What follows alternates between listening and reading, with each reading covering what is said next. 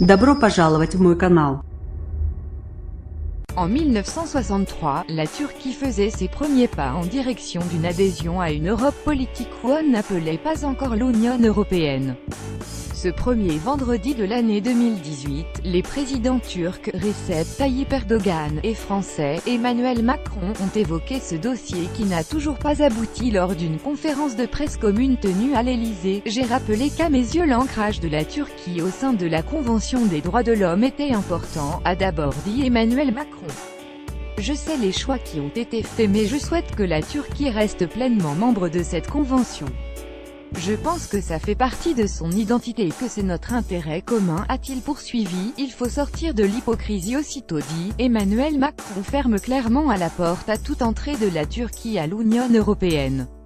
Les évolutions récentes de la Turquie ne permettent aucune avancée dans le processus d'adhésion à l'Union européenne, tranche le chef de l'État. Il faut sortir de l'hypocrisie qui consiste à penser qu'une évolution naturelle nous conduira à ouvrir de nouveaux chapitres dans la négociation, a-t-il conclu.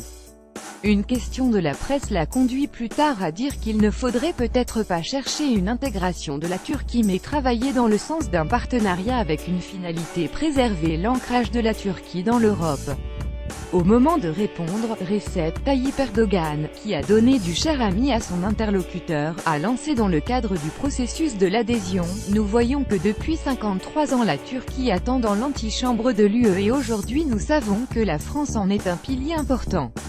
Relevant l'unicité de la situation de son pays vis-à-vis des institutions européennes, il a regretté que quand on le lui demandait, l'Union européenne ne pouvait pas donner les raisons de ces blocages. La fatigue d'Erdogan: auparavant, nous étions bloqués sur 15 chapitres, maintenant il y en 35.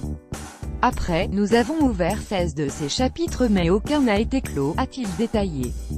Le chef d'État turc a alors déclaré: ça nous a sérieusement fatigués et ça a fatigué la nation turque, NDLR, et ça nous pousse peut-être à prendre une décision, car on ne peut être en permanence en train d'implorer qu'on nous laisse entrer, et je le dis ici, en France. Inscrivez-vous à la newsletter BFM TV.